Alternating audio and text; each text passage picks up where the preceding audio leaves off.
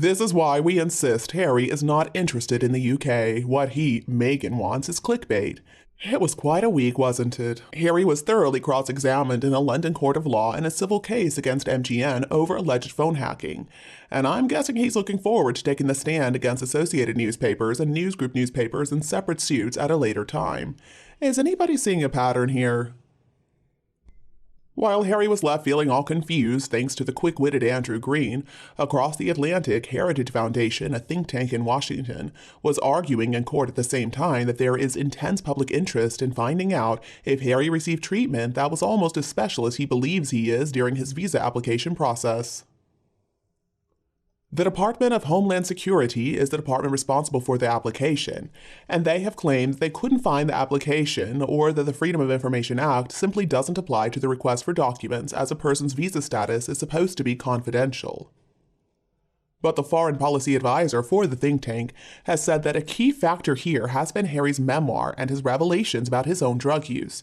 He's put it all out there. Let's just see whether or not that matches what he put on his immigration application, because if it doesn't, that's perjury. That's a criminal offense. Sam Dewey is the lawyer who is representing the Heritage Foundation, and he said in court, "This is obviously a case about the Duke of Sussex. What this case is truly about is the Department of Homeland Security and the Department of Homeland Security's compliance with the law. The presiding judge, Judge Nichols, has given Homeland Security until tomorrow, June 12th, to expedite the request or respond to the request." So with all of this happening, why in the world was Harry doing his best to make sure that not only did MGN get a good splattering from his BS spreading, but also that the king and the government were subjected to it too?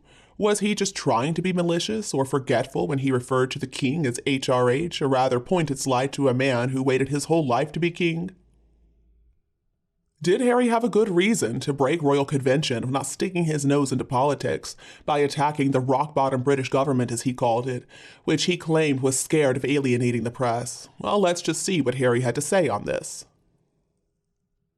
Harry said, "On a national level at the moment, our country is judged globally by the state of our press and our government, both of which I believe are at rock bottom." That was his grand announcement, and then he finished it up with, "terribly worrying for the entire UK." Seriously, Harry, terribly worrying for the entire UK? What is so worrying?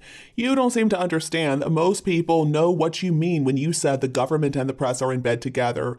And we also know exactly what you meant when you said that you're only motivated by a crusade as a, quote, soldier upholding important values to save journalism as a profession.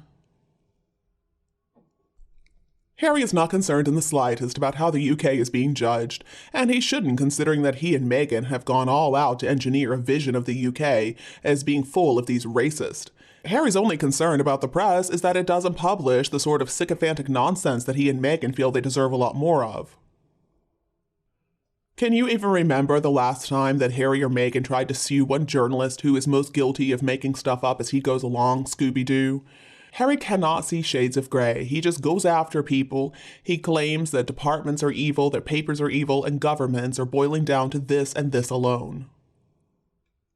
It was the Daily Mail that came out with the story that Harry was suing the UK for his right to get free security, and it was also the Mail that showed that Harry had amended his claim to the Home Office to include an offer to pay for security after they had already published the original story, which did not contain any such offer to pay, and then Harry denied that. And Harry wanted it all to be this big secret. So yes, he did want free security 24/7 wherever in the world he happened to be, and he wanted it all to be paid for by somebody else. And of course, that story caused a lot of people to feel upset, and he didn't like that. When the Home Office refused Harry's request because you cannot pay for armed police protection in the UK, and none would be going abroad for Harry as he was no longer a working royal, well, he decided to pitch a little fit like a toddler.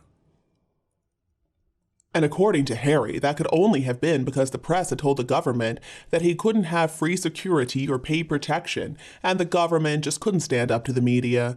Sure, it couldn't have had anything to do with the fact that neither Harry nor Meghan qualified as an IPP or a working royal. According to Harry, these are the reasons that he has been prevented from getting what he wants when he wants it. And this is why he, an unelected royal prince, thinks it's appropriate to denigrate the elected government and accuse them of being ruled by the press instead of serving the electorate. And as to referring to his father as HRH, just ask yourself, in whose name is the government formed? Well, that would be the king, who, by being incorrectly addressed in such a casual way as a prince instead of a king, is also lumped together with a government that Harry is convinced is run by this evil media. And just to think, there are 2 more opportunities for this toxic little idiot to spout his delusions in court that are coming our way soon. So far, neither Harry nor Meghan has had very good luck. The current trial is one way to stop Harry if it doesn't go his way. The 2 lawsuits that he has out against the other news groups stand alone. And I would think that definitely the one covering the extinct news of the world is based on claims that are way outside the 6-year statute of limitations. The case in the US could be very interesting, and it could also prove that Harry committed perjury if he lied on his immigration application. So I think maybe there are 4 opportunities to shut him down for good, at least I hope so.